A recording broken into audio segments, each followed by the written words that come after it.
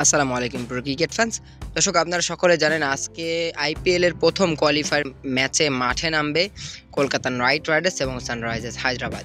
তো এখন কথা হচ্ছে যে আইপিএল এ যে দুইটা কোয়ালিফাই এবং একটা এলিমিনেটর ম্যাচ রয়েছে, সেই তিনটা ম্যাচের জন্য কিন্তু একটাতেও রিজার্ভ ডে রাখেনি আইপিএল এর কর্তৃপক্ষ।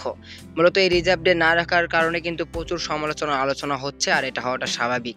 কেননা বৃষ্টির কারণে যদি ম্যাচ ভেস্তে যায়, ম্যাচ যদি মাঠে এক ওভারও না গড়ায়, তাহলে আসলে কে যাবে ফাইনালে? যেমন ধরুন আজকের ম্যাচে কলকাতা নাইট রাইডার্স এবং সানরাইজার্স হায়দ্রাবাদ মাঠে নামবে।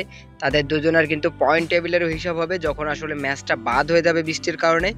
আর বৃষ্টি না হলে তো খেলা চলবেই।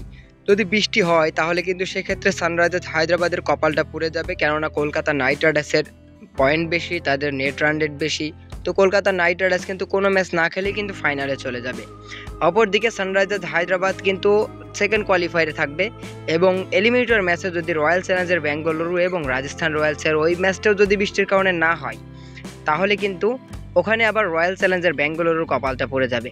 কেননা ওখানে কিন্তু রাজস্থান রয়্যালসের 17 পয়েন্ট আর রয়্যাল চ্যালেঞ্জার্স ব্যাঙ্গালুরু আছে 14 পয়েন্ট। তো বুঝতেই পারছেন ব্যাঙ্গালুরুরও কপাল পড়ে যাবে। আর দ্বিতীয় কোয়ালিফায়ারে যদি ওই দিনও বৃষ্টি হয়, তাহলে কিন্তু সানরাইজার্স হায়দ্রাবাদ এবং রাজস্থান রয়্যালসের যে ম্যাচটা হওয়ার কথা রয়েছে দ্বিতীয় কোয়ালিফায়ারে, তাহলে ওখানে কিন্তু আবার রাজস্থানের কপাল পড়ে যাবে। অর্থাৎ বুঝতেই পারছেন যে এখানে কিন্তু বৃষ্টি যদি আসলে সবগুলো ম্যাচ ভেস্তে দেয়, তাহলে কিন্তু শেষমেশ কলকাতা ওই হায়দ্রাবাদ আবারও ফাইনালে দেখা হবে।